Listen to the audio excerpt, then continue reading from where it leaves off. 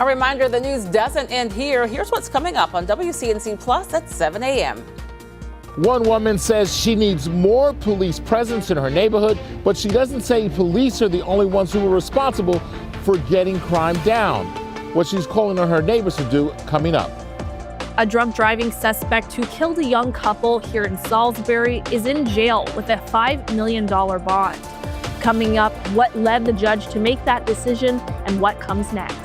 But we're seeing a lot of pink on the radar as we head into the weekend. This morning, we're going to raise your weather IQ about what all this pink really means so you're prepared for the winter weather.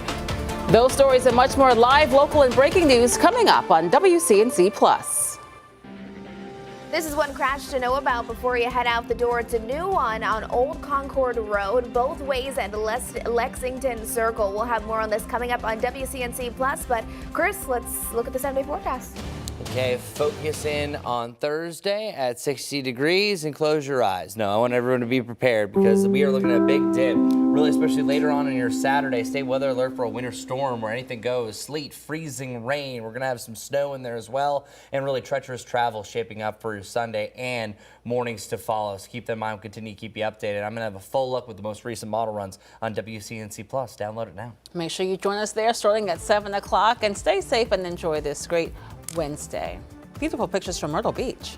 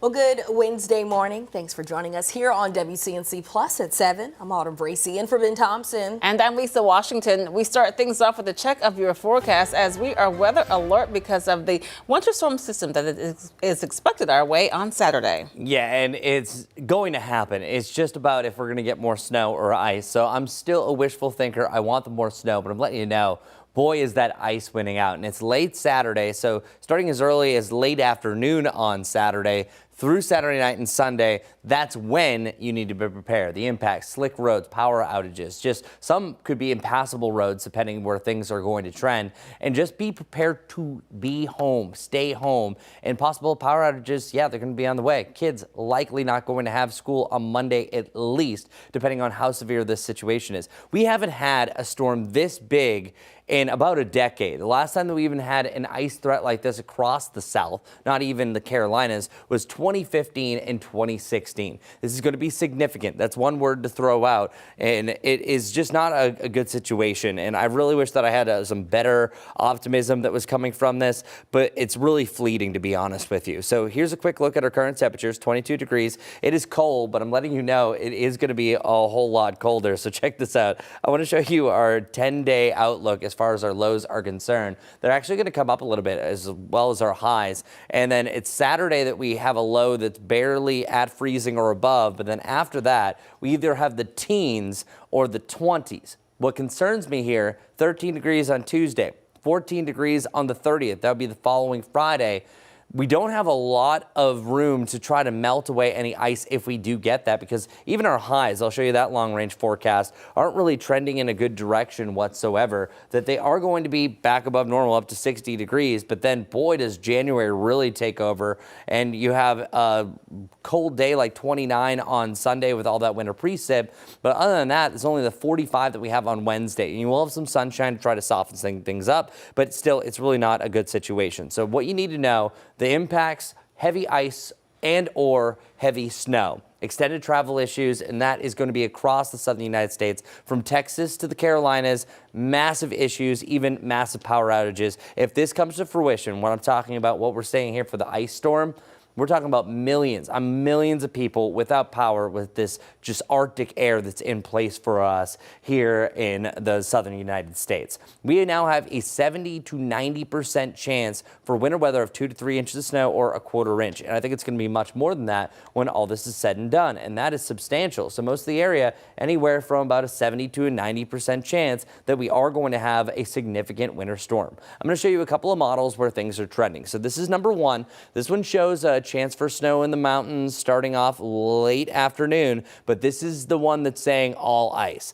This is also the one that's showing a ice total over a half inch. I'm avoiding showing you the totals because honestly it would do more harm than good, because you're going to take some of those totals and it's like, oh man, this is the worst I've ever seen. But being honest with you, the way things are trending, it's very seldom that you have a setup that you have perfect cold air and perfect moisture all colliding in one spot for multiple hours in this cold. Oftentimes you can be near freezing. Sometimes it releases heat back in the atmosphere and then you don't have as much and it's just mainly all rain. That does not look to be the scenario here, because this is 3 a.m. on Sunday. I'm rolling all the way until 1 p.m. That means we could have 12 hours of sleet accumulation and freezing rain accumulation. This model here does show an eventual barely come up with a little bit of rain. You think that's good news. It's not, because that means that rain is going to refreeze with temperatures dropping back down into the 20s, which could just make matters worse. Comparing model number two. This one has been a little out to lunch, letting you know. This one is our snow lovers model, just letting you know. We have a little bit of ice down to the south, but this one keeps snow around for most of the time, mainly north of I-85. And then once you get to Sunday, that's where the ice starts to take over. This is looking to be a little bit more likely kind of a blend of these two. And this one's actually a little bit more realistic than it was when I got in this morning, sub 3 o'clock. And then eventually that freezing rain is going to die out, and then we have some leftover snow behind that. But truly, if I were to pick a scenario and a track, I want to go through them. So I think scenario number one with the snow, that is not looking likely right now. It is definitely going to be more of a icy scenario. I think it's going to be a blend of the two, that we have some snow, some sleet, changing over to sleet and ice, so that would be freezing rain. And by the way, you look out your window, it's raining. Oh no, that's actually actively freezing to everything. That can be treacherous. The last time that I can remember in my career that we received a quarter inch of ice, I was actually in Ohio at the time, like straight ice. I think it was about, it came to 4/10 of an ice. I walked on the grass to avoid the sidewalk. I slipped in my derriere. thinking that I could avoid that. That's how slick that up to about a ½ inch of ice potentially could be, that walking on even what you think is safe, you can still slip on it. So I still think that we're going to have a mix of those things, but this one actually isn't much better than the last one. I'm going to show you the more worst case scenario, because any snow or sleet that we have is going to freeze over with ice slipping in the cracks. So you just have a block of ice all over the place. This one's the worst. If it comes a little bit further north, if you're seeing rain around Columbia, that gives us the best chance for widespread freezing rain across the entirety of the area. I'm hoping this one does not come to fruition, because this is not what you like to see. So plain and simple, what I've been telling people, today is the day to get ahead of the hype, because a lot of people, trust me, I post things on Facebook, I read some of your comments, a lot of you are really nice, but most of you are used to having your hearts broken for the winter weather. Well, this one right here, I'm hoping that we are fulfilled seeing snow,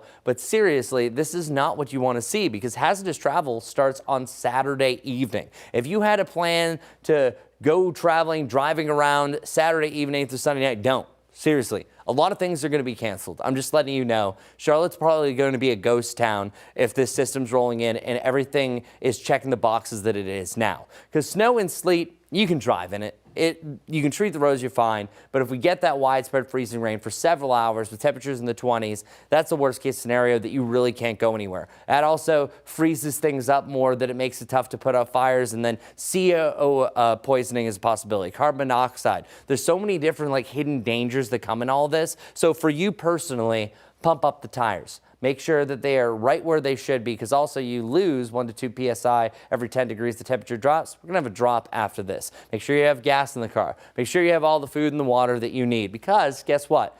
It's going to be Thursday and Friday that people are going to start believing this. And if you are a believer and you trust me and you trust our team, this is your day to get ahead. By tomorrow and Friday, I'm letting you know, those grocery stores and everything are going to become pandemonium. I think that even upticks today as people are starting to prepare for this. This, honestly, I've been here for 7 years, is the best winter storm chance that I have seen in my Charlotte career. It doesn't match up like this very often. As I mentioned, the last time we had a setup like this was 2015 and 2016, and that caused billions of dollars of damage in the southern United States, not just here in the Charlotte area. So our Jerry Hunt Supercenter 7-day forecast, nothing impactful over the next couple of days. Day 52, that's great. That's where you should be. It's average. Right around 60 degrees on Thursday. Mixed clouds and sunshine. Slight chance for rain in South Carolina. And then the clouds take over. We're in the 40s. And what's happening here is we have a cold front that moves through initially that brings in all of that colder air. Saturday's the mixed bag of everything. I think freezing rain takes over heading into Sunday. We're starting to see more of an agreement with that. And we stay below freezing for about 30 to 36 hours. And we barely get above that on Monday and back down to 13 degrees on Tuesday. So that means all that ice doesn't really have an opportunity to melt away or to evaporate, meaning that we have icy mornings for several mornings after this event. This is not a good situation. As I mentioned, I would be shocked if the kids across the entirety of our WCNC viewing area have school on Monday. Stay safe. Today is the day to prepare. Luckily, your morning commute is great for any preparation you need to do, at least the last time I talked to Majestic. Well, unfortunately, I just got this new information in, so we're learning right now. This is going to be on I-485, the outer loop. This is going to be a serious crash here between South Tryon and I-77. Again, just getting this information in, we're learning that it's a serious crash. There could be several injuries, and numerous vehicles are involved here on I-485. Again, this is the outer loop. We're already starting to see those backups right now. We're going to see what else we can learn about this, but this needs to be top of mind for your morning commute as of now. Again, things were very quiet, but quickly changed in a matter of 5 to 10 minutes. Another thing that I'm watching is right here, a crash on Old Concord Road. We're seeing that orange here, meaning slow moving conditions both ways at Lexington Circle here. So those are two important things. The last thing to let you know about is Salisbury Road. We're seeing a crash here, and we actually have one right to the south of it. I'll learn some more information about that one and give you another update coming up soon. Autumn. All right, in keeping with those preparations, Duke Energy is helping customers save money as we head into a wintry weekend. If you're enrolled in Duke's energy saving programs, you can earn bill credits or lower rates by using less energy during those peak hours. That's every morning from 6 a.m. to 9 a.m. You can also check your email to see if you are eligible to sign up, as officials hope to ease strain on the grid this weekend. And some tips to save energy. Duke also suggests placing your thermostat on the auto setting so the fan only runs when the heating or cooling is going instead of all the time. Also, take slightly shorter showers, which can cut back on a big energy user, which is the water heater. We've got some more tips to help you over on WCNC.com. The Boys and Girls Club of Cabarrus County will receive a major donation today to help families prepare for the incoming weather. The national nonprofit Operation Warm will provide more than 250 coats, shoes, and socks to kids in the community. That event kicks off this afternoon at 4 o'clock. As freezing temperatures move into the Charlotte area, one local church is stepping up to help those in need stay warm and fed. Plaza Church has been preparing ready-to-go bags year-round. They're packed with food, clothing, and other essentials for members of the community. For us to be able to knock on people's doors and give them food, so we're the ones who are shouldering the weight of the weather, right? And so it decreases the amount of barriers that people have. And so we love being able to do that for people. It's a way for us to serve them. Church leaders say they work year-round to meet community needs. And as winter continues, they are asking for donations of warm clothing, toiletries, and other essential items to keep our neighbors warm and safe. Now, for ways to donate and the latest on this weekend's weather, just visit the WCNC Charlotte mobile app. Now to a developing story here in Charlotte. One person is fighting for their life after a shooting in Southwest Charlotte. This incident happened yesterday along Point South Drive, which is just off South Tryon Street near Carowinds Boulevard. Now, police have not announced any arrests, but anyone with information is urged to call Charlotte Crime Stoppers. This morning at 7:12, a Charlotte woman is sharing her terrifying story of recent gunfire in her North Charlotte neighborhood. James Penn is sharing this video on your screen with us. You can see CMPD officers investigating what she says is the latest in a string of shootings near her home. And now Penn is speaking out. She's concerned for the safety of her family. WCNC Charlotte's Richard Devane is live this morning at CMPD's University Division, explaining why she is advocating for more community policing. Richard. Yeah, Lisa, good morning to you. Good morning, Autumn. And Autumn, it was the word you said in that introduction, the latest incident. That's what Penn is concerned about, the fact that this has happened before, and she wants something done before it can happen again. Jasmine Penn says she was forced to dive for cover during a pre-Christmas shootout that sent 8 rounds into the air. She says her 11-year-old son was asleep, and she actually dragged him out of his bed and onto the floor to protect him as those shots rang outside her window. The violence hasn't stopped. Just this past Thursday, police back at that same apartment complex investigating another shooting incident. While CMPD reports that violent crime here in the University City Division is down by 4%, Penn says those statistics offer no comfort when you're seeing kids collecting shell casings in the parking lot. She's calling for an urgent increase in community policing. She says the neighborhood needs officers to be a constant, visible presence inside and outside the complex, patrolling at night and on the weekends rather than just responding after the shots are fired. For her, she says it's about survival and ensuring her son, or anyone else for that matter, does not become a statistic.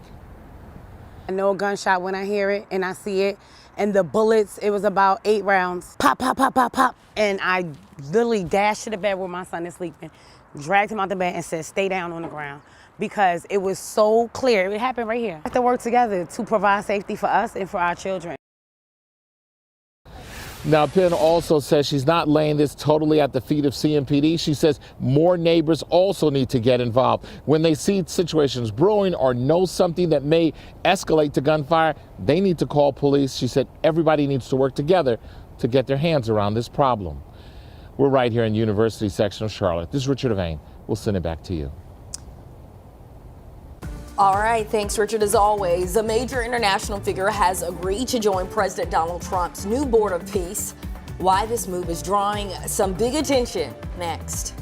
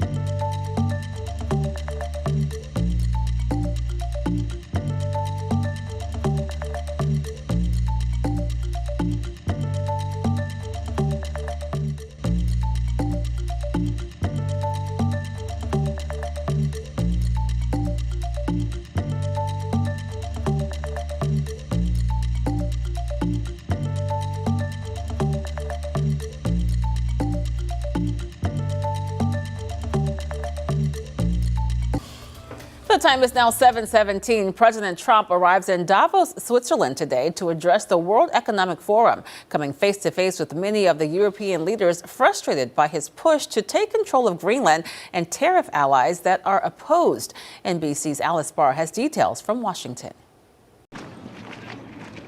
President Trump today addressing the World Economic Forum in Davos, Switzerland. This will be an interesting trip. On his way after changing planes when a minor electrical issue forced Air Force One to turn around shortly after takeoff. The president heading into diplomatic turbulence over his push to take control of Greenland, a strategically important Danish territory that he argues is too vulnerable to threats from China and Russia. How far are you willing to go to acquire Greenland?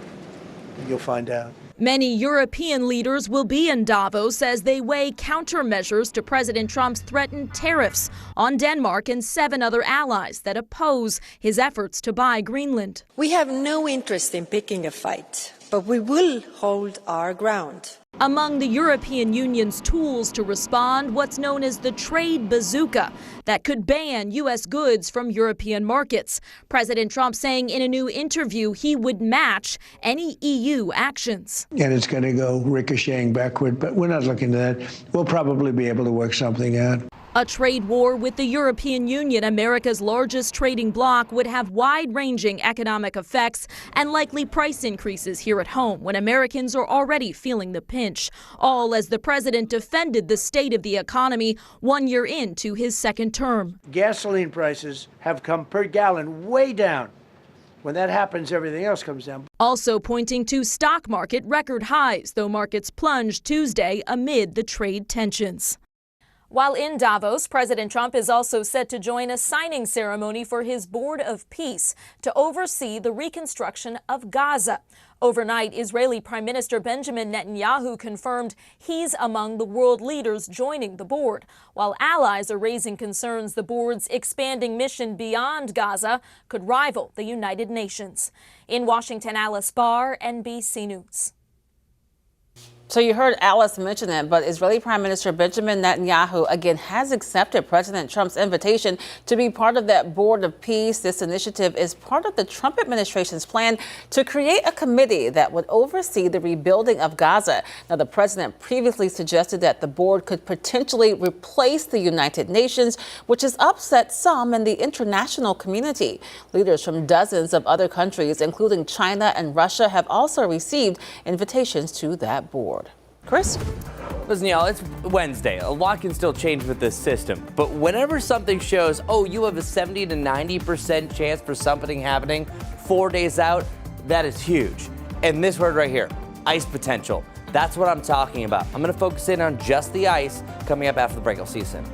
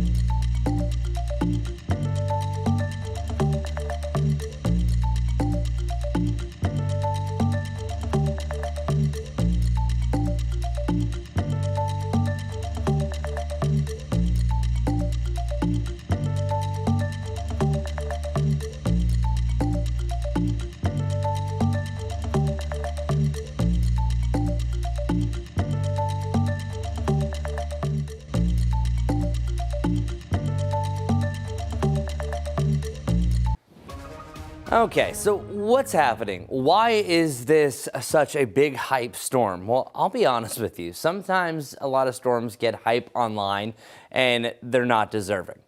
This one, in my opinion, deserves all the hype because number one, you need cold air. Number two, you need moisture. What a better way of doing it than borrowing from the coldest place on Earth, the Arctic. This Arctic high digs down where it's centered over Iowa. So that means for its flow, it's filtering out of the north and the northeast. So once we get a bunch of moisture coming out of the Gulf, coming from Texas to blast past our area, mixing that all together, you have just made a perfect ice storm with imperfect results. That it is crazy to think that this ice and mix, which could be sleet pellets, could be some snow at times, and then also that freezing rain is going to stretch all the way from Virginia, even up into parts around Washington, D.C., all the way down through Memphis over into Texas. That is substantial. That is insane. Meanwhile, north of this thing, you're talking about a big-time snowstorm, nor'easter status,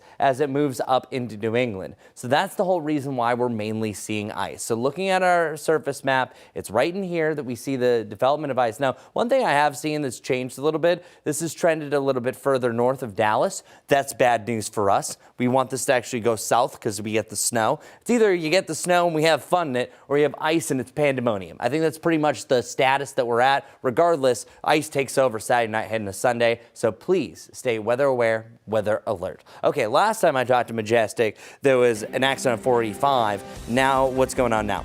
Good morning, everyone. Well, we are following that serious accident. It's going to be right here, I-485. It's the outer loop at I-77, exit 67.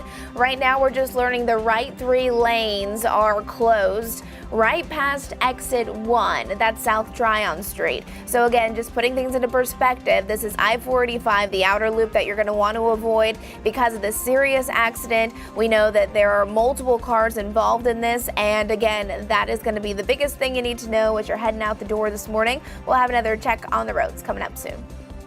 Majestic, thanks so much for that. 7:24 now. As we get ready for that winter storm that will bring some significant snow or ice this weekend, Duke Energy and state crews are preparing for the possibility of power outages as the heavy precipitation and falling branches threaten power lines. Now, officials are urging everyone to make a plan now before the storm system arrives. Here are some tips to best be prepared for those power outages. The first thing that you want to do is make sure that you charge all of your devices because you don't want to be without a working phone. Make sure that you're are charged and you have your power banks and your laptops. Next, make sure that you have flashlights. We always need those.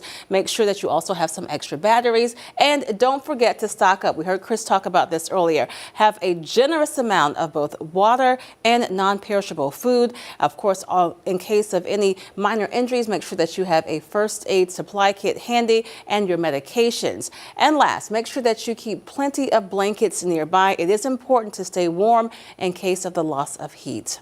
Well, right now we're going to take a quick break and make sure that you keep it right here on WCNC Plus. We'll be back at the 7:30.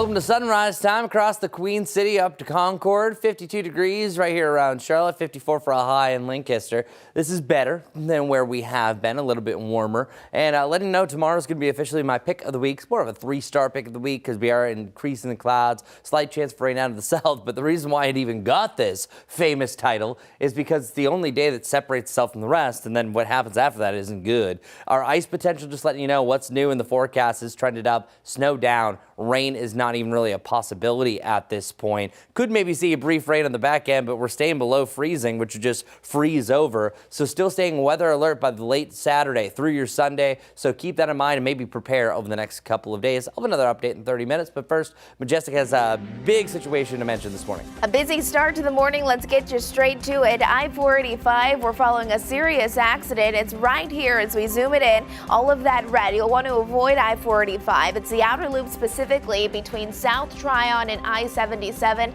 That's where we do know multiple vehicles are involved in an accident there. Once we zoom it in a little more, you can see it's going to be right there around exit 67. The 3 right lanes are closed. If you're taking I-77 northbound, it is delayed.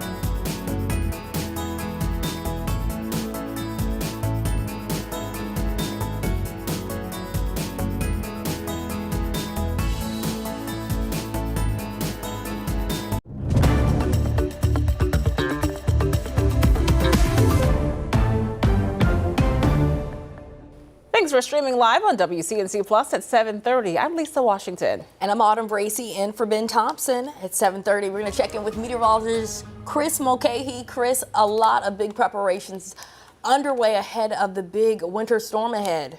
Yeah, it's not going to be a good situation. I'll be honest with you. Things continue to trend more towards an icy situation. So if you don't need to travel, do it. I had plans late on Saturday. I am no longer doing those. Today, I'm mainly going to be going around and doing anything that I can, maybe grocery shopping before the big hype settles in, because trust me, there's a lot of doubters who do not think this is going to happen. And there's so many times I can stand up here. I'm going to be as transparent as any meteorologist that if I don't know, I'll say, hey, there's a lot of uncertainty. The only thing we don't know is if we're getting more snow or if we're getting more ice. But it's always better to prepare for the worst and hope for the best. Because if we get this big ice storm, one of the worst that we've had in the South in over a decade, we're talking about massive power outages. We're talking about impassable roads. The best case scenario is snow. Still not great because, as we know, we have a bunch of transplants here in the Charlotte area that all of a sudden you could have somebody speeding from New York, but then somebody slow driving that's lived in South Carolina all of their life. Those different speeds, people think that they can drive in the snow better, still leads to a terrible drive for your Sunday. So I just want everyone to really keep that in mind. Either side of 20 degrees is our starting point. point. It's unbelievable when this happens. We had some cloud cover up there, but also, blasting in some warmer air in the mid-levels here. Boone, you're at 22. Guess what? We're at 22 in Charlotte as well. Welcome to the coldest point of the day, which is usually right around sunrise each and every day. Today, 52. Guess where we should be? 52 this time of year. 60 degrees. I've named this my pick of the week. It's not the best pick of the week I've ever had. Usually, sometimes I like to be perfectly sunny in the warmest day, but it still checks some boxes because no other day is close to 60 degrees. So you're going to miss this day compared to the ones we have going forward. 49 for your Friday. And then here it is, a wicked weekend. Of course, this is the last weekend of January, and this is how we're going to be tempering things. This is an awful scenario that you're looking at widespread either snow or ice that are going to be passing by the area. Hold on one second. I got to make sure. I guess this is the last full weekend. The 31st is on Saturday. I didn't say I wasn't sure if that was going to be true. But one thing that I'm really focusing in on is it going to be heavy ice or is it going to be heavy snow? And I'll show you that here in 1 second. But regardless, we can immediately check the box. There will be power outages and there will be extended travel issues. How many people lose power here in the Carolinas? That is still up for debate. But one thing is for sure. From Dallas, Texas, and I'm just focusing on that because it's one of the biggest places where this all begins, to Oklahoma City, all the way to the east, northeast, through Memphis, through Tennessee, Nashville, Charlotte, Raleigh. We're all getting it. Over to Norfolk and to Virginia, have a 70 to 90% chance already for an epic system that is dumping at a minimum quarter-inch of ice and or 2 to 3 inches of snow. That is enough to shut things down because, by the way, Charlotte only averages 3.1 inches of snow per season now over the last 10 years. Now you're going to add the chance for ice. Yeah, pandemonium. Okay, so here it is. Comparing the models. Sadly, this one is more favorable. If you love snow, I will show you that in one moment. But this one shows that most of your Saturday is okay. I think really the hour of cutoff is 4 o'clock. Anything after 4 o'clock, you're kind of playing with ice. Because at that point, I think you have a chance for snow, some sleet, and eventually this pink takes over. My weather IQ today is beware of winter's pink. Because in this, you have a chance for freezing rain, the sleet, even some snow to mix in as well. It's all systems go, I think, starting on Saturday evening, Saturday night, into your Sunday morning. Most freezing rain events that we've had over the last decade are short lasting, don't really lead to widespread impacts, but this one is special. This one stands out from the rest. This one's actually interesting that it actually jets a little bit warmer air surrounding us, but I think we're stuck with some cold air damming, some cold air filtering in, that you might be able to see a brief all rain that it's not technically freezing rain, but guess what? That's going to freeze over. I don't like that. Meanwhile, this model, this one's your friend. This actually comes things much earlier in the day. It actually brings more accumulating snow north of I-85, ice to the south. That's one kind of cutoff. If you live south of I-85, mainly talking about our South Carolina counties, you're going to have ice. That's pretty much your scenario. You might see snow flurries at one point during this event, but this is an icy event for you. If you live, meanwhile, on the opposite, north of I-40, you're mainly seeing snow. That's kind of the only agreements that we have. Of course, it's the Charlotte area that has the biggest question marks, but this model still is going to have ice eventually take over before eventually that snow starts to slide in. So it's kind of one of those scenarios, you're not winning in any of these. And I'll show you the long range ones. And by the way, by tomorrow, we're going to start to see some of the midterm to some of the shorter term models that are going to kind of give us their ideal. Well, the one that we trust the most right here is showing no snow in Charlotte, which is bad news, meaning it's mainly sleet and it's mainly freezing rain. And that's all going to compile on one another. And then some of the other models are showing more snow north of I-85 and then this one more north of I-40. So plain and simple, ice is trending to take over this event, and that is not what you want to see. So today is the day to prepare. Mother Nature's giving you a 52, an average day, and a 60-degree high for preparing things around the house, for filling air in the tires, for getting gas, for going to the grocery stores. I've been telling you, if you trust me, if you trust our team, as meteorologists, we're telling you that this is your chance to get ahead because I guarantee on Thursday and Friday, it is going to be bananas as people are gathering everything.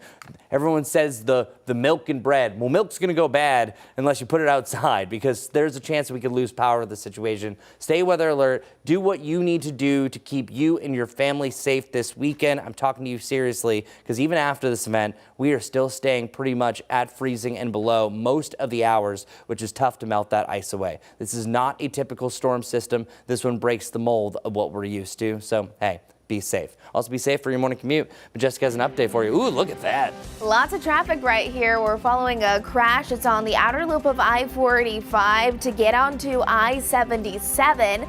This specifically is mile marker 3 on I-77 near Arrowwood. It's not exactly where the crash is, but it's one of my best cameras at showing you the impacts that we are seeing. So definitely going to be delayed if you're taking I-77 northbound. Again, following this crash, it's actually on I-485, the outer loop there. I'm going to show you it on my map. We're learning that it's actually a serious crash, so be mindful of that as you're heading out. And as you can see, there's a lot of other things going on, but this is going to be the biggest thing. Avoid I-485, the outer loop, specifically between South Tryon and I-77.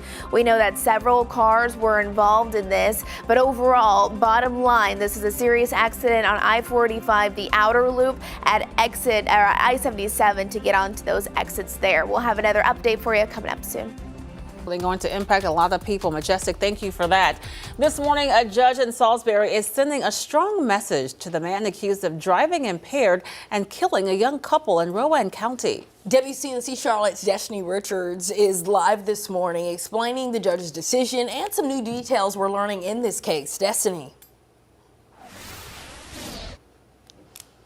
That's right. Juan Alvarado Aguilar is behind bars this morning on a $5 million bond. We know that the judge made this decision based off of several factors. One, the details of this case, as well as the defendant's criminal history and the possibility of him being a flight risk. Now, Aguilar yesterday was in court with the help of a Spanish translator, facing 2 counts of felony death by vehicle and a DWI charge. Prosecutors say he crossed the center line on Amity Hill Road last Friday, crashing into an oncoming car and killing 20-year-old Fletcher Harris and 19-year-old Skylar Provenza. Troopers say they smelled a strong odor of alcohol on Aguilar's breath at the scene. The state asked for a $2 million bond, citing a prior DWI, 2 failures to appear, in an ICE detainer. But the judge went further, setting bond at $5 million. As the case moves forward, 2 families are left grieving an unimaginable loss. So wonderful to see Skylar and Fletcher together. He just was an outstanding person, a Christian, good boy, a beautiful boy. Now, Aguilar did not speak at this hearing, but we do know that he plans to hire an attorney. For now, again, he's behind bars on a $5 million bond, but his next court date is on February 4th. Live in Salisbury, I'm Destiny Richards, WCNC Charlotte. Destiny, thank you for that report. 7:39 now, and this morning, a Gastonia volunteer wrestling coach is charged with multiple child sex offenses. 21-year-old Jashawn Jeffries is accused of misconduct with a 14-year-old girl. Investigators tell us he was working as a volunteer coach at Greer Middle School, where that victim was also a student. In court, Jeffries admitted to the encounters, even telling the investigators he recorded them. The school district tells us he is no longer a volunteer. Today, Cabarrus Health Alliance is offering a walk-in measles vaccine clinic. It runs from 5 until 7:30 this evening at the Kannapolis location on Mooresville Road. You may remember 2 measles cases were reported in Cabarrus County. To get a vaccination today, you will need to bring a photo ID and your insurance card. And in Buncombe County, health officials are confirming another case of measles that brings the total in the county to 6 since December. This latest case involves a child who is now in isolation. Officials say people may have been exposed at a Food Lion in Candler on January 13th and at Mission Hospital's emergency department waiting room on January 16th. As we are preparing for a weather impact alert weekend, Charlotte Mecklenburg Animal Care and Control is reminding you to protect animals from the dangerously cold temperatures. They say if you have outdoor pets, you should bring them indoors. Even a brief time in freezing temperatures can give your pet hypothermia or frostbite. If you can't bring your pet inside, you should make sure to create a dry, draft-free shelter elevated off the ground. They say it's also important to keep water bowls from freezing. If you see an animal that might be in a harmful setup with inadequate shelter, you can report it to your local animal control. In Mecklenburg County, you can call 311 and file a report. And you should also make sure to download the WCNC Charlotte mobile app for the latest updates from our weather impact team. And don't forget to turn on notifications. That's where you'll get alerts straight from our team if and when that weather affects our area. Rising costs and financial stress aren't just hitting wallets, they're taking a toll on heart health. How the economy may be putting more pressure on your body. That's next.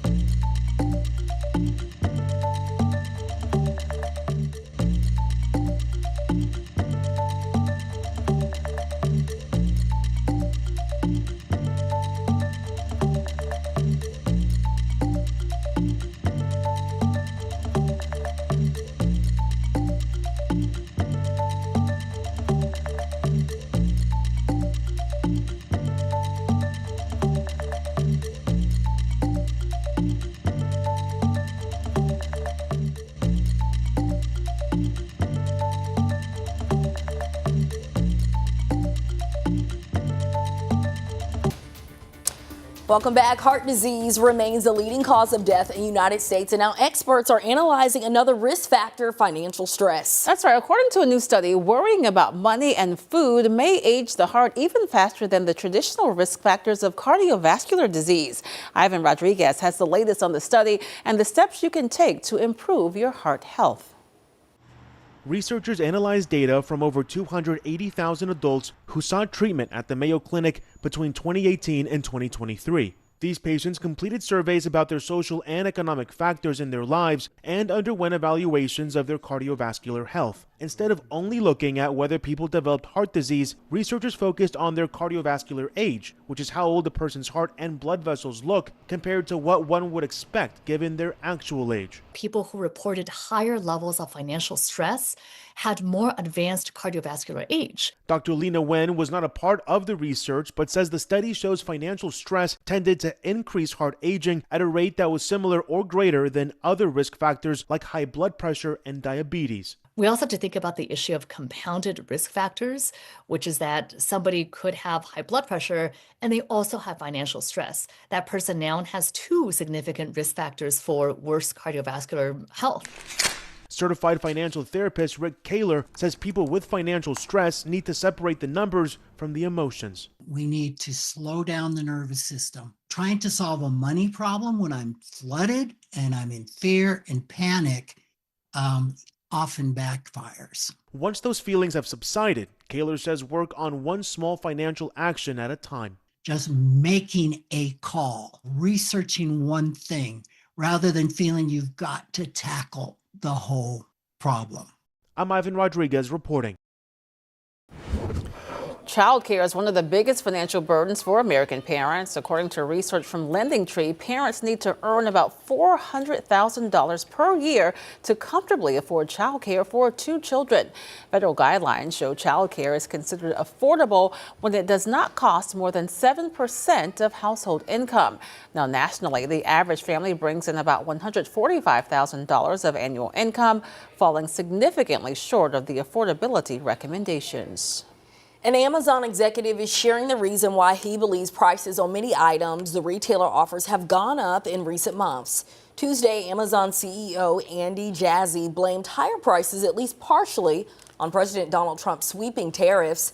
Jassy says Amazon stocked up on inventory ahead of the administration's tariff announcement last spring, but that supply ran out in the fall. The tariffs, he says, have led to some sellers, but not all, passing on the cost to consumers. Jassy shares Amazon is working with its sellers partners to keep prices down, but there are only so many options to do so. Things can still change, but regardless, we got a winter storm coming. There will be a winter storm warning for this weekend, and the ice potential, that is the biggest thing that continues to change. I'll tell you the most recent changes coming up.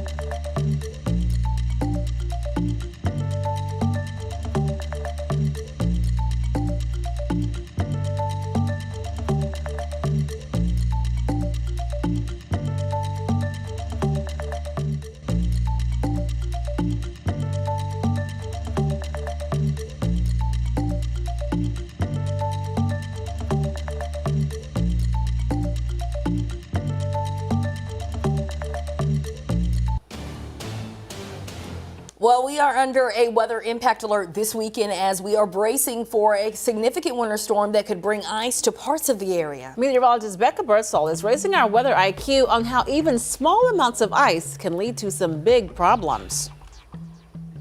When we talk about ice storms, the amounts often sound small. 1/10 of an inch, 1/4 inch, maybe even 1/2 an inch. But ice is one of the most damaging winter hazards we face. Unlike snow, ice coats surfaces like clear cement, and as that coating thickens, the impacts increase quickly. Ice storms form during a specific atmospheric setup. Cold air is trapped near the ground while a layer of warmer air sits overhead. Snow melts into rain as it falls through the warm layer that becomes super cooled in the shallow cold air near the surface. Now, when those drops hit trees, power lines, roads, or sidewalks, they freeze on contact, creating ice. 1/10 of an inch of ice, often called a glaze, can still be dangerous. Roads, bridges, and sidewalks become slick and hard to see. Damage is usually limited at this level, but travel quickly becomes hazardous. At a 1/4 inch of ice, impacts escalate, and this is an important threshold because an ice storm warning criteria is met at 1/4 inch or greater, causing tree limbs to snap, roads to become blocked, and scattered power outages. A 1/2 inch of ice represents a major and often destructive ice storm. Ice at this level can add up to 500 pounds of extra weight to a single power line span. Power lines and poles can fail, leading to widespread outages and long recovery times. With ice storms, preparation is key. Charge phones and backup batteries ahead of time and have flashlights, extra blankets, and enough food and water to last at least a couple of days in case of power outages. From the WCNC Weather Impact Team, I'm meteorologist Becca Birdsall.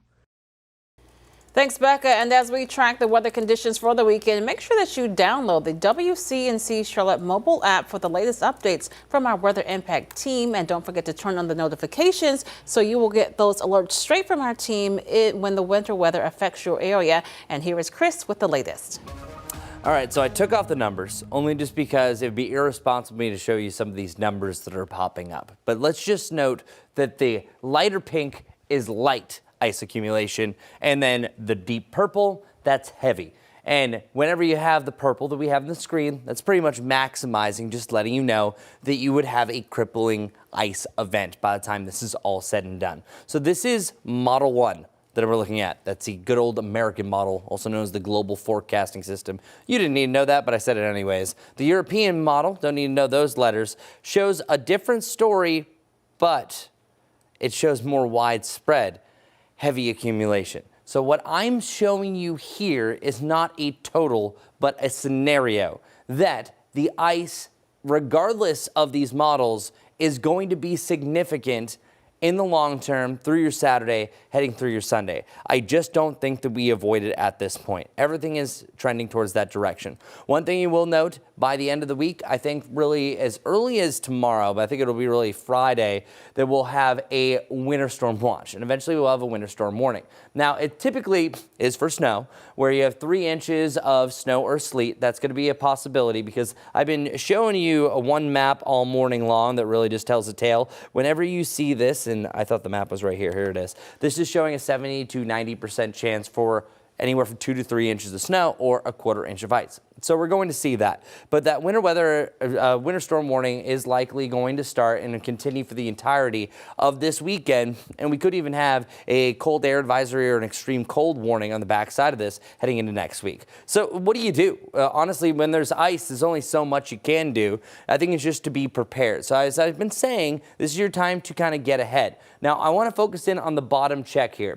Check your smoke detectors and your carbon monoxide detectors. One of the most hidden dangers of these ice events and these ice storms is number 1, when people lose power, they use candles and that leads to fire. Letting you know that the amount of cold that we're going to have this is going to affect some of the fire hydrants, but then also check those carbon monoxide detectors. I think that's number 1 because that is one of the biggest killers that we have in these type of events, and I don't want that for our area. Try to get everything that you have, get some extra food and water, the flashlights, you know, all that jazz, but now's the time to do it before the grocery stores are going to be overwhelmed by the end of the week. Do it now, do it early. Stay safe. We'll continue to keep you updated, just as Majestics keeping you updated on a very colorful looking traffic map now. There's a lot going on, that's for sure, but we are following one very important accident. It's going to be on the outer loop of I-485. That's where the actual crash is, but we're seeing those delays not just on I-485, but actually I-77 as well. The 3 lanes are currently blocked on I-485. This is the outer loop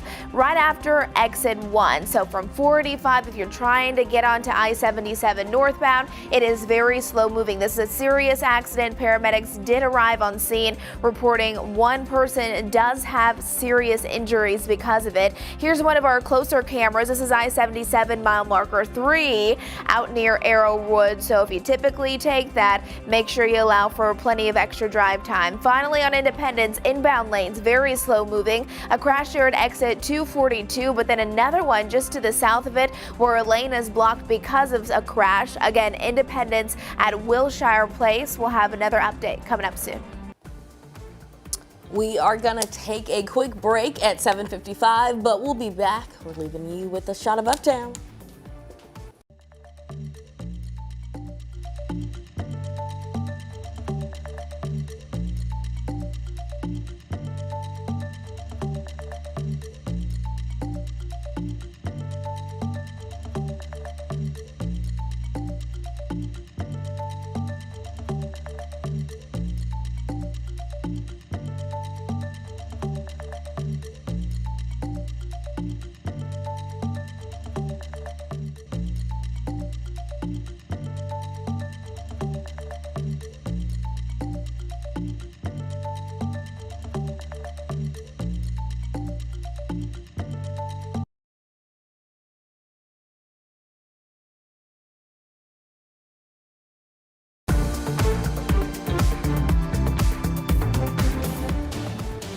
Hello, hello. Today's highs, well, they're going to be right around where they should be, 52. All right, so living the average lifestyle. Letting you know that we're increasing that cloud cover as we work our way throughout today. A cloudier end, but it's still warmer than we have been over the last couple, and certainly warmer than where we're going to be. Evening out forecast, definitely have some thicker clouds. I think it does turn overcast heading into tomorrow. Temperatures level out into the lower 40s, and that's pretty much where we stay. So your Jerry Hunt Supercenter 7-day forecast has one day standing from the rest. Standing tall, 60 degrees, and then after that, boy, do things go downhill, literally.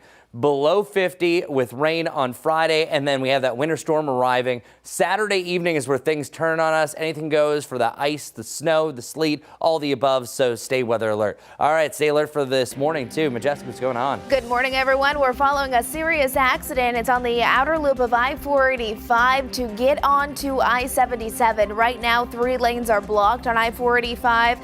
Keep this in mind because we have major delays, especially if you're trying to get onto I-77 heading northbound. Here's one of our cameras that's close to it. This is at mile marker 3 near Arrowwood, and you can see that back up there. Independence is also very slow moving. We have 2 crashes reported right now. More coming up on WCNC Plus.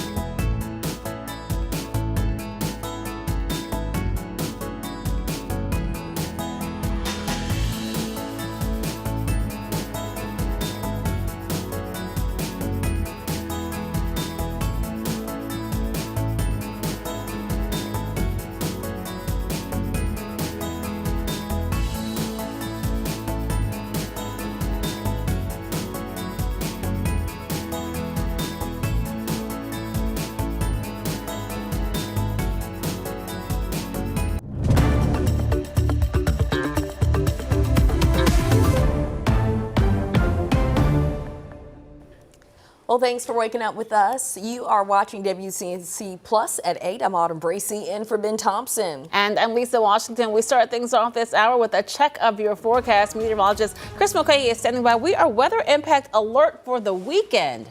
Yeah, because this is the time to prepare, y'all. So what you're going to do, put air in the tires, get the gas now. It's going to be pandemonium. I'm just letting you know. A lot of people are doubting this weather system, but you do not have these type of setups very often. I even dare to say, because it is actually factual, this is kind of a once-in-a-decade setup, because the last time that we really had something that was this impactful of a storm was back in 2015, 2016. So literally, it's been 10 years since we've even had a chance at something like this. Heavy ice and heavy snow. And I was just talking about this. The ice is winning out substantially. That's going to lead to extended travel issues, power outages across the board. Here are the 3 scenarios. Snow lovers, I'm pulling for you. This is the one that we all want, because sadly, there is not really a good chance for this to lift too far north to get the rain. Because however, careful what you wish for. Because if we wish this thing further north, instead we're going to be smack dab right in the middle for the worst freezing rain scenario we could imagine.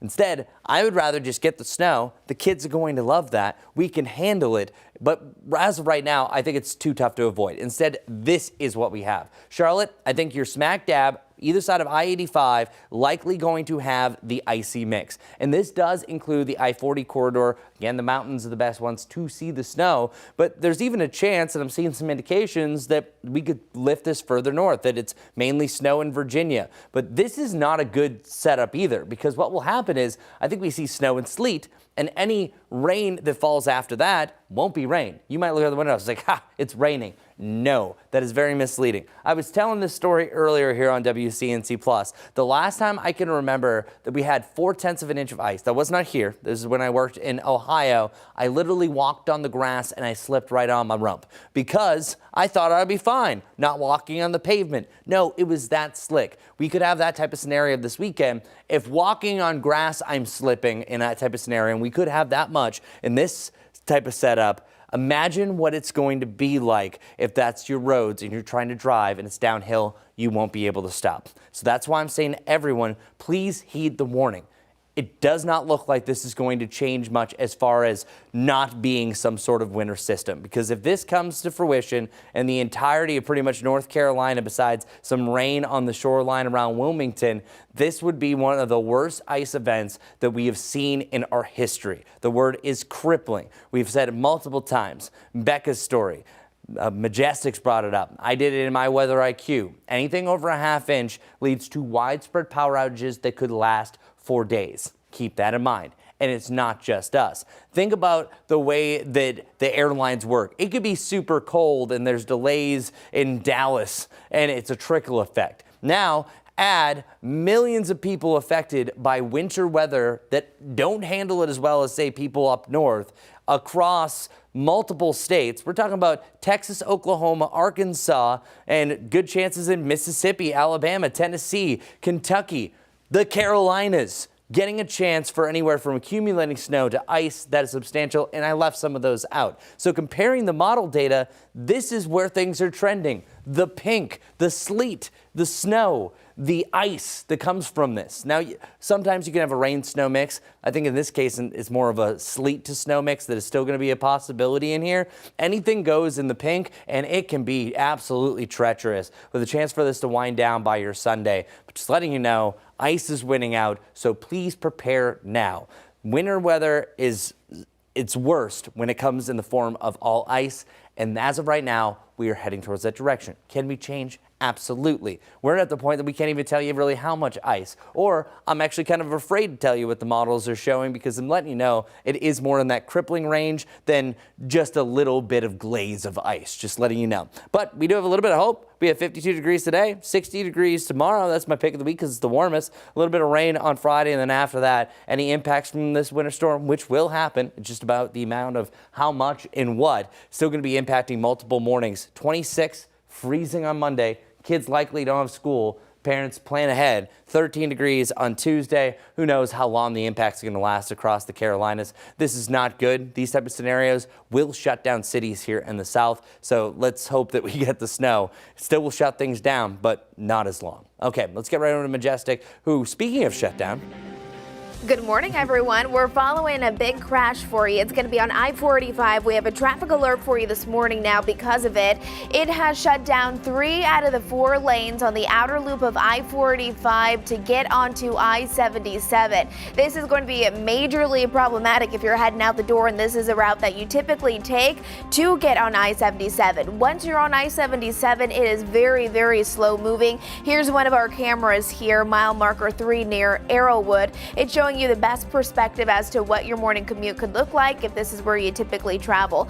We know that medics did show up to that crash on I-45. Multiple cars were involved. At least one person does have serious injuries for that this morning. So that's the most important thing you need to know for you this morning. In addition to that, we have a handful of other ongoing wrecks. Independence inbound is basically terrible right now. You may want to consider taking Monroe inbound instead, because this crash here out by exit 242, it's slowing people down, but then just to the south of it, it gets even worse. One lane is blocked right now on Independence inbound because of this secondary crash. So those are some important things that we're following for you this morning. We'll have another update coming up soon. Autumn.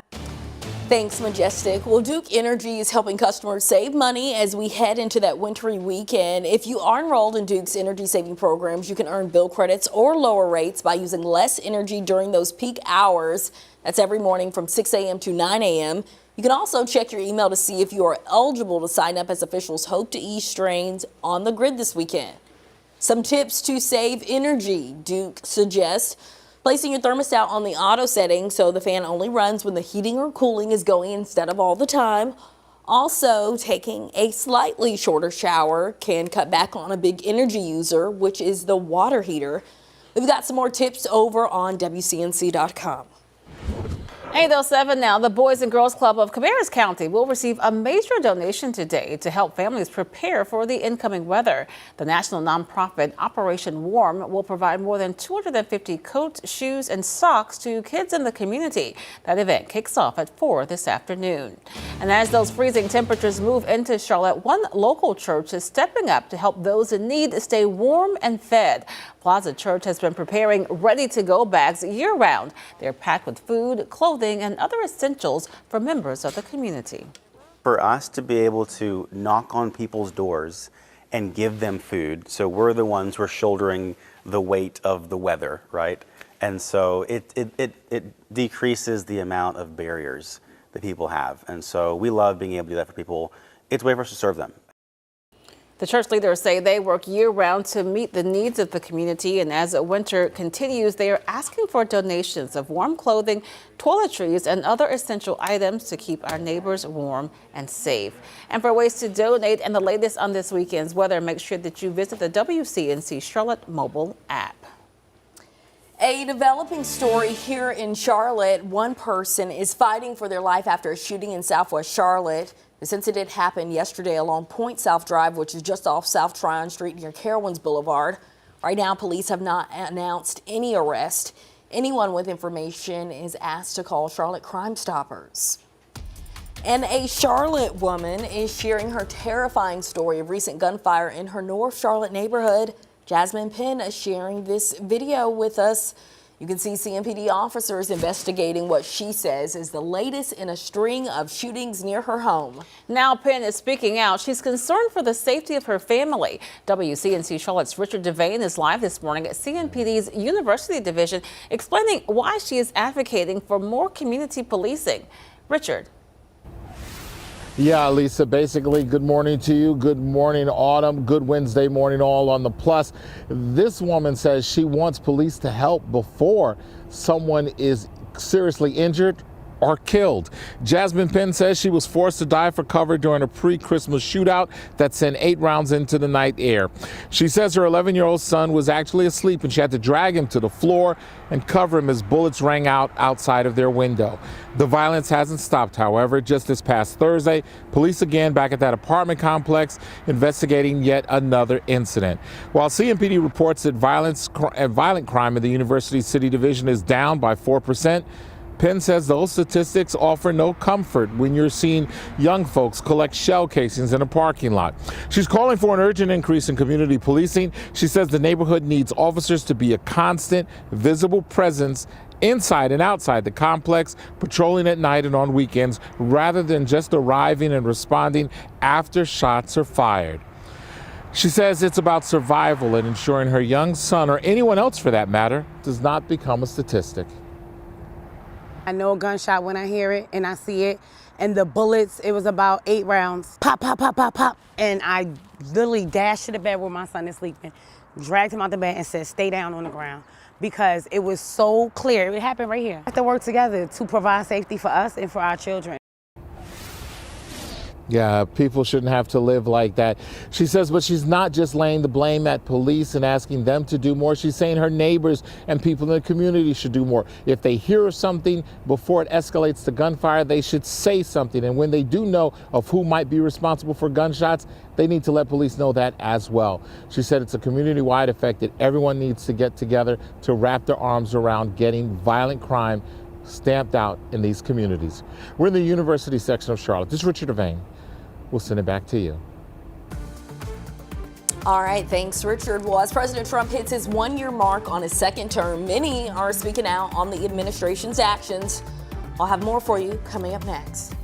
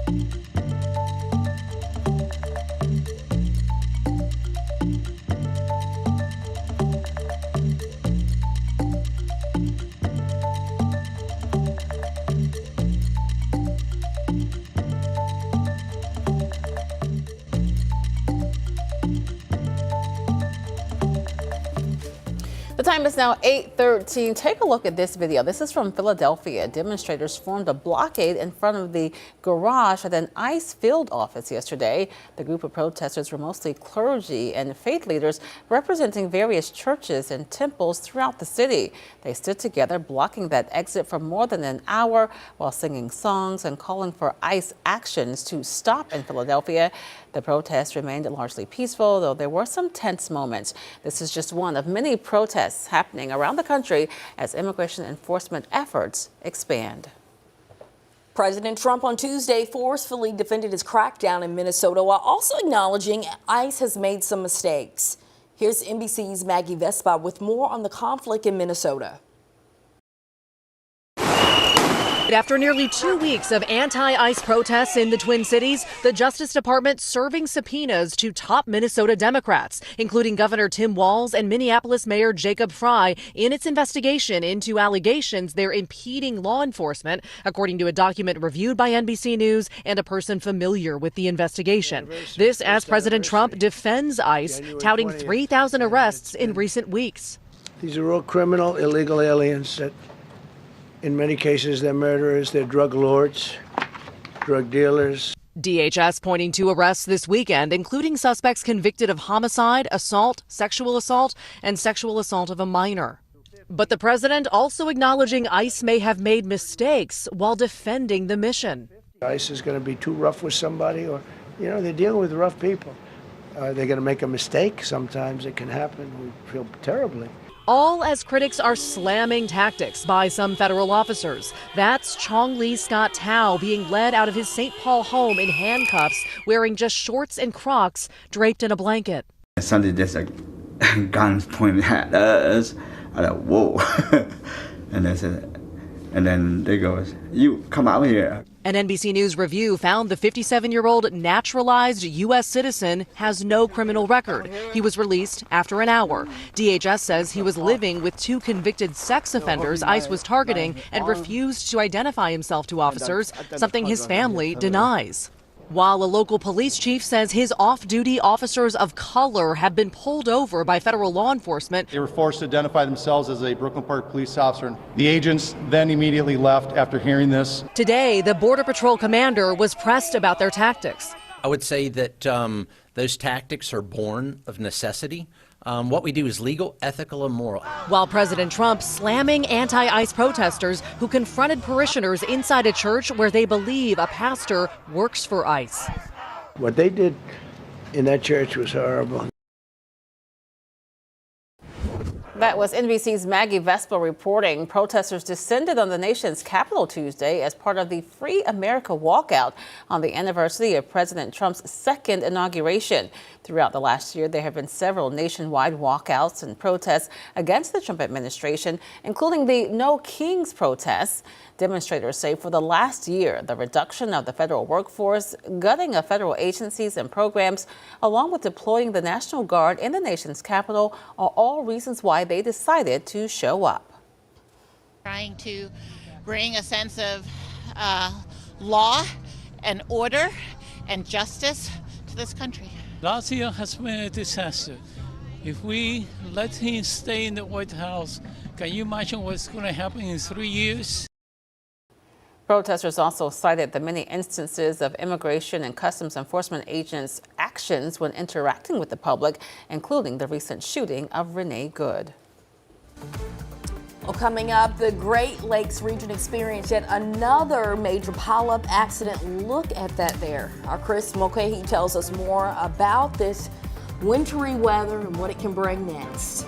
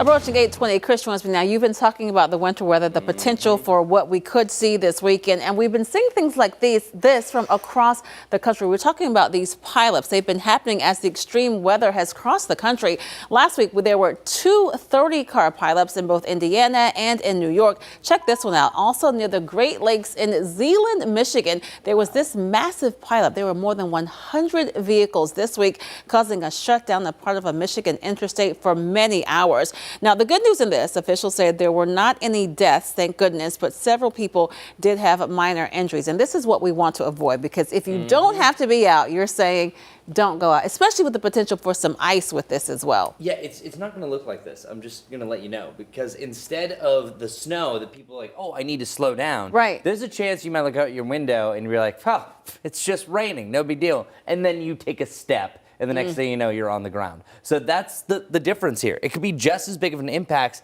if not worse.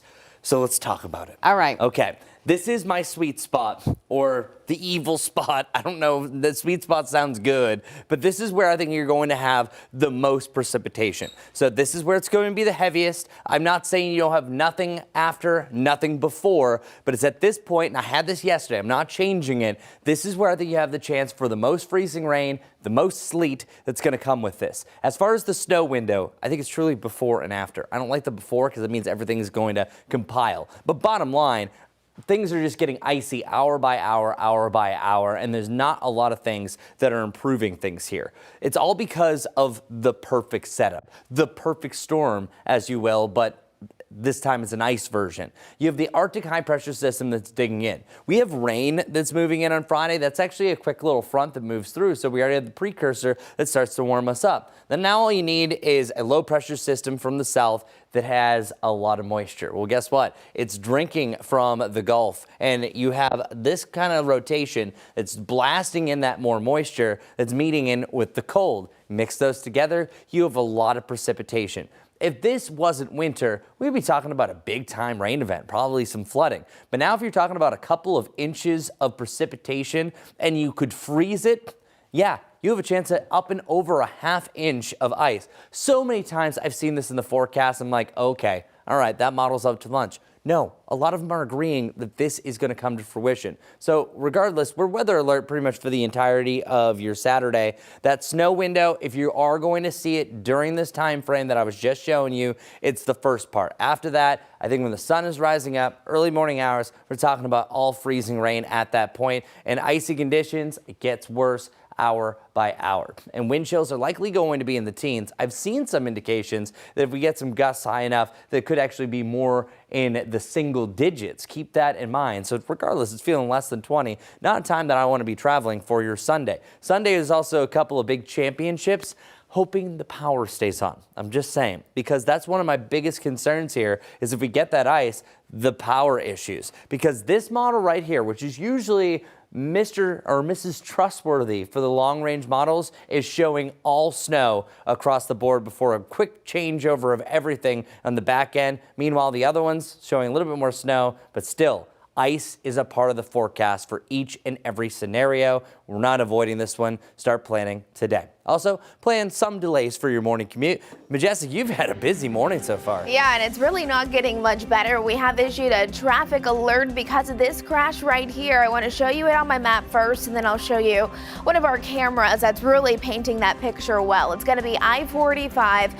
Reports of 3 lanes that are currently blocked because of a crash. This is going to be on the outer loop of I-485 right after exit 1. That's South Tryon Street. So if you are 485 to I-77, if that's what you typically take for your morning commute, you got to plan for an additional 10 to 20 minutes at this point. I-77 is definitely slow moving. Here's one of our cameras. The closest one to I-485, it's out near Arrowwood, but you can see those backups going way down there. So if you're heading northbound on I-77, that's what you should plan for. An additional crash here on Independence, it's between 242 and 244 where we are seeing those delays, again, inbound lanes. And then a secondary crash on Independence, again, really slowing people down this morning at Wilshire Place. We'll have another update coming up soon. All right, thank you, Majestic. Well, as we are getting ready and preparing for a winter storm that could bring significant snow or ice this weekend, like we've been mentioning all morning, Duke Energy and state crews are preparing for the possibility of power outages as heavy precipitation and falling branches threaten power lines. Now, officials are urging everyone to make a plan now before that storm arrives. Here's some tips to be best prepared for those power outages. So first, you don't want to be without a working phone, so you are encouraged to charge all your devices, including power banks and laptops.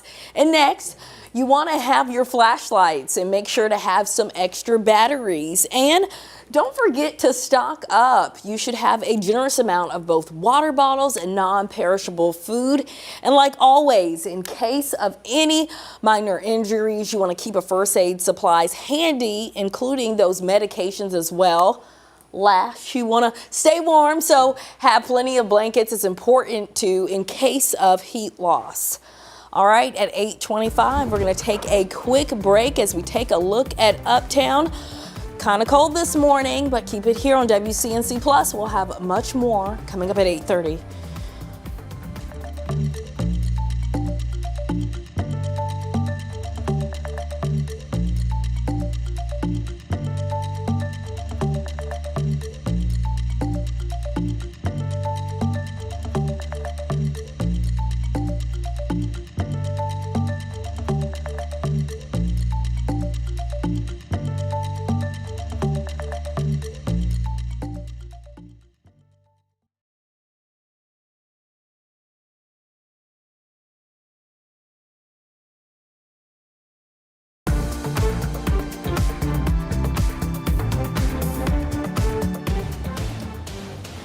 today is the calm before the storm, really the next couple of days. Well, our highest threats for this weekend, heavy ice, the snow, extended travel issues, and power outages. Being honest with you, the scenario honestly does not look all that great, so I'm just going to let you know today's the day to prepare for what's going forward. It's going to be a great day overall. High temperatures right around 50 degrees. The scenario that's setting up the most is this one right here, where we could have an icy mix, snow changing over to sleet, and then eventually you have kind of a glacier surface, meaning that you have multiple layers of ice that are happening. So not really the scenario that you want to see, but in the near term, we do have a couple of great days. 52 degrees, mixed cloud and sunshine. Days of the day, maybe hit the grocery store before everyone's doing it Thursday and Friday. Around 60 degrees for my pick of the week, and then after that, everything's coming at us winter-wise Saturday and Sunday, so stay weather alert. All right, Majestic, what do we need to know about your morning commute? Well, not only are we watching that weather alert, but we are traffic alert right now because of a big crash on I-485. It's right here south of Uptown. 3 lanes are currently blocked because of a serious accident. Paramedics there on scene with reports of at least 1 person with serious injuries. 3 lanes blocked on I-485, but if you're trying to take I-45 to I-77, it is very slow moving. I-77 northbound out near Arrowwood. Take it easy.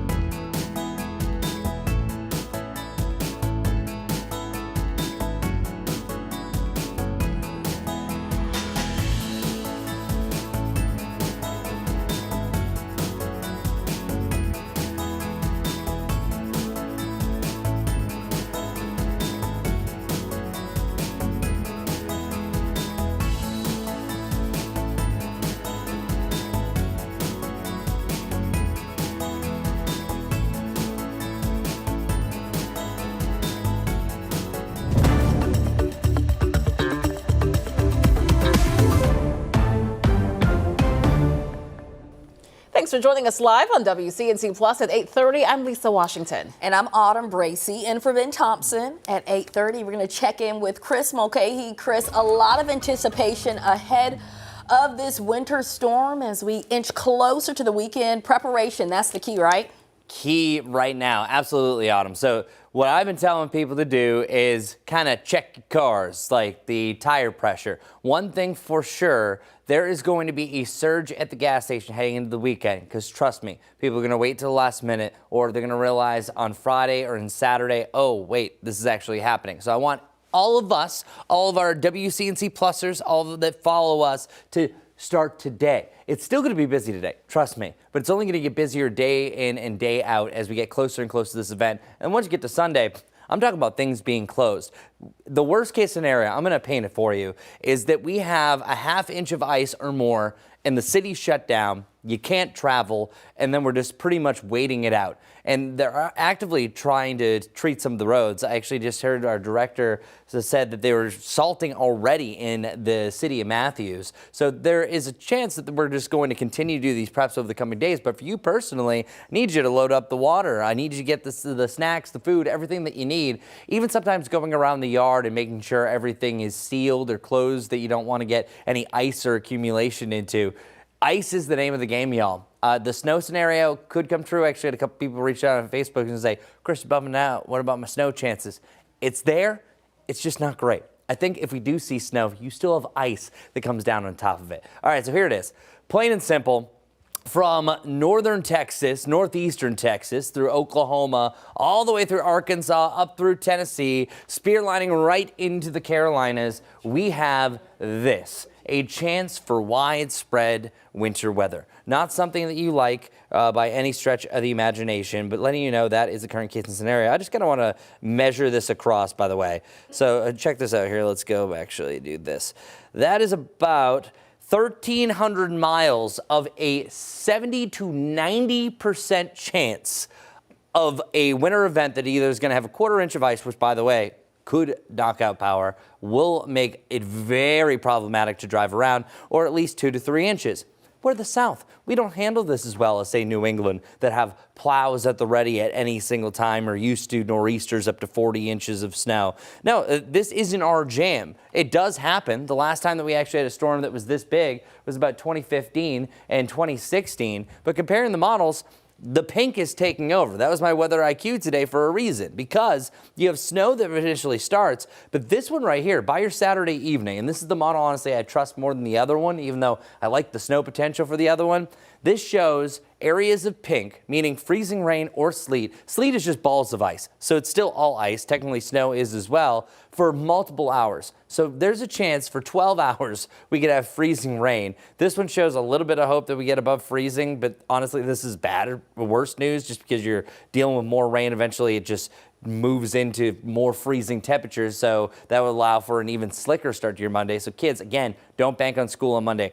Like, seriously, I bet my degree that there will be no school on Monday the way that this is shaping up. And then meanwhile, you have on and off snow that could start as early as Saturday, according to this model, but still, the one thing that we have a consensus on, and that's the key word that we use, especially for long-term forecasts, is the consensus. Are they starting to agree with one another? Because if you have one example that says all snow, one that says all ice, you can split the difference, but agreement is what we need. That's what we need in the world just in general. Well, this one is showing that by the evening, and that's what I'm really focusing in on, because I think it has had a tough go overcoming dry air initially, the pink still takes over south of I-85, and eventually we are still seeing widespread ice according to this one. So plain and simple, I made this earlier, what's new, ice up, snow down, rain not a factor. Even though you saw some green pop up on there, I still think that temperatures are sub-freezing at that point. Not a good situation. So I'm going to end here. We'll have a little bit more updates as well as this day in weather history. But real quick recap, Jerry Hunt Supercenter 7-day forecast. Up to 60 tomorrow, 52 is average for today. Still not too bad. Rain on Friday, and then after that, we are staying cold. 13 degrees on Tuesday morning. Not a good situation, not trending in the right direction. We'll keep you in though, keep updated, stay safe. All right. Meanwhile, Majestic's here for you on a traffic alert type of scenario. Traffic alert for I-485 heading onto I-77. This is south of Charlotte, where I-485 has 3 lanes currently blocked off because of a serious accident. It's going to be right after exit 1, so South Tryon. Medics did respond to this, and we know that at least one person did get sent to the hospital with serious injuries. You can see all the red really backed up. It's really just a double whammy. We have our typical traffic that we would expect at this time of the day, but now a serious accident. So again, 45, the outer loop, if you take that to get on to I-77, this is where we have some problems. Now, this is I-77, one of our better cameras showing you the impacts. Traffic is moving, it's just moving rather slowly. That's out near Arrowwood. That's the most important crash to know for you this morning. Then we do have 2 back-to-back crashes, all inbound on Independence, one at 244 and then another one there at Wilshire Place, seeing that red meaning stop and go traffic all the way towards Uptown. We'll get another check on our traffic alert coming up soon. Majestic thinks 8:36 now. This morning, a judge in Salisbury is sending a strong message to the man accused of driving impaired and killing a young couple in Rowan County. WCNC Charlotte's Destiny Richards joins us live this morning explaining the judge's decision and new details we're learning about this case. Destiny. That's right. This morning, Juan Alvarado Aguilar is behind bars on a $5 million bond. And we know the judge made this decision based off of several factors, the details of the case that were revealed in court yesterday, as well as the seriousness of the defendant's criminal history and the possibility that he could be a flight risk. Now, yesterday in court, Aguilar appeared Tuesday with the help of a Spanish translator, facing 2 counts of felony death by vehicle and a DWI charge. Prosecutors say he crossed the center line on Amity Hill Road last Friday, crashing into an oncoming car and killing 20-year-old Fletcher Harris and 19-year-old Skylar Provenza. Troopers say they smelled a strong odor of alcohol on his breath at the scene. The state asked for a $2 million bond, citing a prior DWI, 2 failures to appear, and an ICE detainer, but the judge went further, setting bond at $5 million. As the case moves forward, 2 families are left grieving an unimaginable loss. It was so wonderful to see Skylar and Fletcher together. He just was an outstanding person, a Christian, good boy, a beautiful boy. And we know this morning that Aguilar's next court appearance is on February 4th. But we heard from Fletcher's grandmother. I do want to share a statement from Skylar's family that we got this morning. It says, "We are overwhelmed by the prayers, messages, visits, meals, donations, and unwavering support. The love shown to our family has carried us through the darkest days of our lives. We'll never forget the compassion poured out by this community." And a lot of people have been sharing words of support and condolences for this young couple that was killed. We also know that Skylar Provenza her family will have a celebration of life service for her at Beulah Baptist Church in Statesville. That's this morning at 11 a.m., 11 to 1 p.m. are the visitation hours for that celebration of life service. I'll send it back to you guys live here from Salisbury. Destiny, thank you for that new information. This morning, a Gastonia volunteer wrestling coach is charged with multiple child sex offenses. 21-year-old Jashawn Jeffries is accused of misconduct with a 14-year-old girl. Investigators tell us he was working as a volunteer coach at Greer Middle School, where the victim was also a student. In court, Jeffries admitted to the encounters and told investigators he recorded them. The school district tells us he is no longer a volunteer. Today, Cabarrus Health Alliance is offering a walk-in measles vaccine clinic. It runs from 5 until 7:30 tonight at the Kannapolis location on Mooresville Road. You may remember 2 measles cases were reported in Cabarrus County. To get a vaccination today, you'll need to bring a photo ID and your insurance card. And in Buncombe County, health officials are confirming another case of measles. It brings the total in the county to 6 since December. This latest case involves a child who is now in isolation. Officials say people may have been exposed at a Food Lion in Candler on January 13th and at Mission Hospital's emergency department waiting room on January 16th.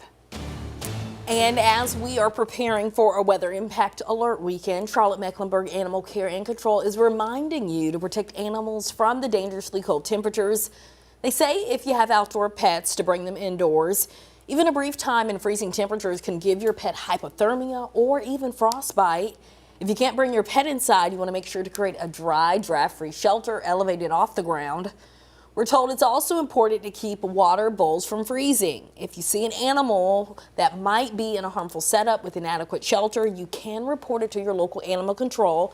Here in Mecklenburg County, you can call 311 to file a report. And before we head to break, here is an exclusive shopping deal for our viewers. Hey, our team tests a ton of products. You know how we do it. We try it before you buy it. And this one is going to be a game changer for you. It's been a game changer in my family. Someone in my family, my wife, she said I could say that, makes all these expensive hair removal appointments. But now with this, come on in. This is the You Like Air Max IPL hair removal device. And I use the products that I bring to you myself. She's obsessed with this. It's affordable, it's painless, it's easy and effective. It's FDA cleared, and their patented ice cooling technology keeps your skin comfortable the whole time, never above 65 degrees. If you've ever dealt with ingrown hair, bumps, or irritation, let's be honest, who hasn't? This feels like a total reset. You can treat your whole body in about 14 minutes, that's it. And with consistent use, 3 times a week for 4 weeks, people see up to 95% reduction in hair, and it works just about everywhere on the body. Plus, you get 2 modes, Auto Glide for larger areas and USHR mode for coarse hair. Pain-free, hassle-free, and you're gonna save a ton of money. It is the trifecta, and when you hear the deal that we've gotten for you today, you know you gotta get it. So listen to this. Normally it's $299. Today, exclusive for you, just $199. Yeah, $100 off. You'll thank me later. Just scan the QR code on your screen or go to shoptvdeals.com.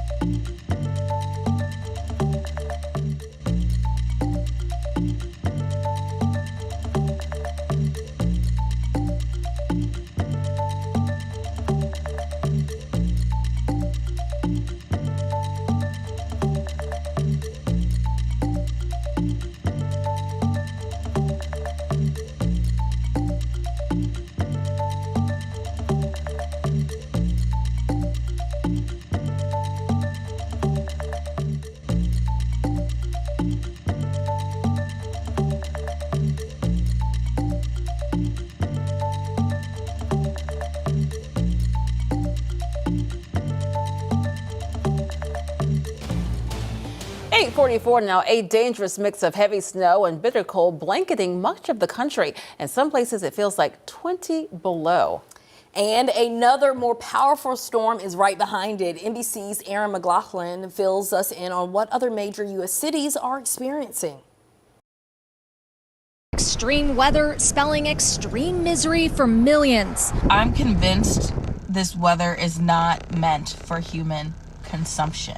Temperatures 15 to 20 degrees below average from the Midwest to the Northeast. Even a cold warning as far south as Florida. Oh, you guys. All of it creating whiteout conditions this week, leading to one of the largest pileups in Michigan state history. School buses deployed to rescue stranded drivers. When you've got 100 cars out there, it's pretty insane. Experts warn just 10 minutes in these bitter cold temps can lead to frostbite. Our emergency departments are really busy, and so the cold only adds to that strain. Milwaukee's chief health policy advisor says the number of patients have been on the rise for weeks because of the flu. This cold is now making things worse. A person who came in with an asthma exacerbation. We saw somebody who was shoveling snow and got chest pain. We saw somebody who reached into a snowblower to try to jam out or get out that jammed snow. In Pittsburgh, at the city's water treatment plant, ice in the river blocked the water intake. Emergency officials raced to clear the blockage. And over in Chicago, just a heads up, we are evacuating. Overnight air traffic control was temporarily evacuated after a water pipe burst in the tower building. Tonight in the Big Apple, the fountains are freezing up, and New Yorkers, like so many Americans, are bundling up, getting ready for the next Arctic punch. Well, warming temperatures in Antarctica are causing several penguin species to start breeding about 2 weeks earlier than they did a decade ago. Scientists say this rapid shift is creating food shortages for chicks since the timing no longer lines up with peak food availability. Gentoo penguins, which adapt more easily and compete aggressively for food, are now overlapping with the others and pushing them out of their nesting areas. Researchers warn without continued monitoring and action, some penguin species could disappear from parts of Antarctica by the end of the century. Now to a story here in North Carolina. A massive fire caused about $5 million of property damage at a poultry farm in Andrews, North Carolina. That's in far western North Carolina. Community members say this was a major loss for the small town. Nearby residents witnessed those flames and the destruction from their homes. Well, I knew it was big, and when I seen where they were coming from, I was afraid the whole thing had burnt down. But I'm glad that only just portions of it got burnt. The Valleytown Fire Department says it took tens of thousands of gallons of water to put out that fire. Investigators still trying to determine how it started. And rescue teams in Chile are racing to save pets injured in the country's devastating wildfires.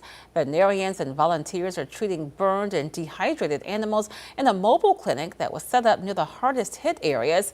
As more animals are discovered, crews are providing fluids, they're cleaning their wounds and sending the most serious cases to hospitals. For families who lost homes and in some cases their pets, the effort offers a small measure of hope amid the widespread destruction. At 8:47, as we continue to brace for extreme winter weather, it's a good time to look back at this day in history. In 1985, both North and South Carolina set their all-time record low temperatures. Our Chris Mulcahy will show us that historic cold snap and how it still stands out today next.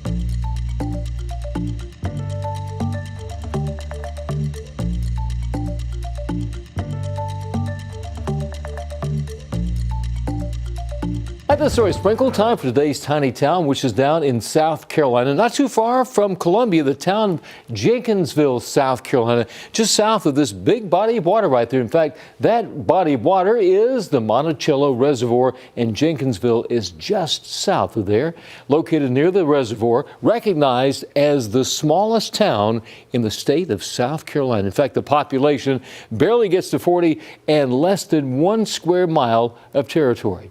The one big landmark there is the post office in downtown Jenkinsville, South Carolina. And that's today's Tiny Town. I'm Larry Sprakel. Okay, before we get to our impacts, let's talk about this day in Carolina history. Big shout out to my producer, Callie, for digging this up. This is really cool, and I didn't realize what date it really was. January 21st, 1985. Negative 19 degrees is Caesar's Head in South Carolina. That is the state record. So you are looking at today as the coldest temperatures we have ever had in North and South Carolina. Mount Mitchell, of course, is the highest point here in North Carolina, so they got down to negative 34 degrees. By the way, negative 34, that's the actual air temperature. That's not even factoring winds that day. And notice how close these numbers are together. Fun little fact since we're here. Negative 40, by the way, 40 below zero is when Celsius and Fahrenheit are equal. Well, now you know. Well, since those were the coldest days, I wonder how Charlotte was affected. Well, it actually was just a tie, but still one of the coldest. So January 21st, 1985. That's crazy. 40 years ago, now over. -5. We've done that 3 times in Charlotte history, once in 1880, once in 1899. January 21st, 1985 is the only other time that we've done it in recent centuries. So it is what a setup that we had associated with this. And I went back in history and I said, what caused all this? Well, what do you know? Coincidence, right? It was this type of setup that's happening later on this week that's going to lead to such a widespread event. But see this colder air? This was further down here. So this Arctic plunge that you're seeing here, which by the way, the polar vortex, it's something that I will say, yes, here in the media really glob onto. It's always there. You can just have sometimes lobes that move down. The way I like to think about it is a polar vortex is always spinning. But say if you have a spinning top and you tap it with your finger, it starts to wobble. Well, whenever you have the wobble, baby, wobble, that's where you're going to have those plunges of cold air that move down in the Carolinas. That is exactly what we're seeing for this setup. So the reason why we're seeing this, the reason why they saw that back in 1985, happy coldest day history, by the way, 41 years ago, we're going to see such an astronomical setup is because we have that colder air moving in, which by the way, if we didn't have this low pressure system moving through, we possibly could have some record breaking cold, maybe not -5, but instead we have the low pressure system that moves in kind of blocking the descent of that southern air. But it's a worst case scenario because instead all that moisture that if this is just rain, we could be talking about several inches of rain. Instead that could turn to accumulating ice and then freezing rain, sleet, snow, anything goes. But as of right now, a majority of North Carolina, only exception is going to be right here along the shoreline, maybe the Outer Banks down to around Wilmington, are looking at an ice to sleet scenario with an outside snow chance. Another kind of look back in history, we'll end it here. A significant winter blast is not something we have seen in recent years. We almost went 3 years without an even single snowflake. Well, last time that we saw 3 to 4 inches of snow was back in January 2018. It was December 2018 that we also had a big time snowstorm, especially for the foothills. Last 4-inch pluser was back in 2014, but we're not talking about snow. We're mainly talking about ice. Last time we did that was 2016 and 2015, which means this setup that we have here is a once-in-a-decade setup, so please be prepared. Today is the day to kind of get ahead of that storm rush. Go to the grocery stores, fill up the gas now while you can. But there are some traffic issues. My friend Majestic has been very busy. Here you go. Have a traffic alert for us this week. To be on I-485. That's where we do have a big crash. We have 3 lanes that are blocked off south of Charlotte, south of Uptown, I should say. So 485 to get onto I-77. This is where we do have a traffic alert for you this morning. Medics showing up on scene. At least 1 person sent to the hospital with serious injuries. Again, it's out towards I-45, but the delays are building on I-77. That's out near Arrowwood. Let's take you to that crash here. It's going to be right there near I-77. Again, 3 lanes are blocked because of this crash. The outer loop of I-485 just after exit 1. All right, Majestic, thanks so much for that. Well, we're going to take a quick break right now, but make sure that you continue streaming right here on WCNC Plus. At the top of the hour, our Jane Monreal will take over from our live Impact studio. Majestic is going to be there as well to have more on the extreme winter weather we are expecting this weekend. Stay with us, streaming live on WCNC Plus.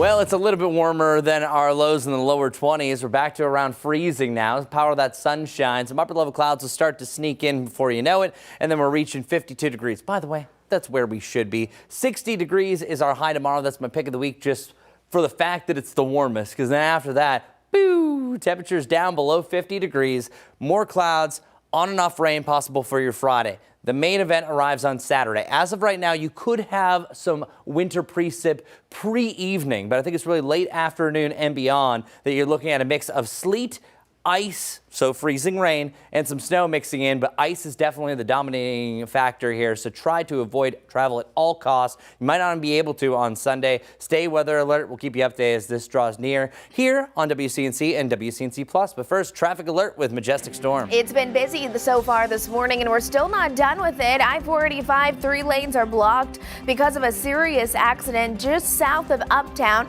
We're seeing those impacts even on I-77, though. This is out near mile marker 3 near Arrowwood, where a lot of cars are just hardly moving. This is where the crash is. Remember, this is going to be 3 lanes that are blocked on I-485. It's the outer loop just after exit 1.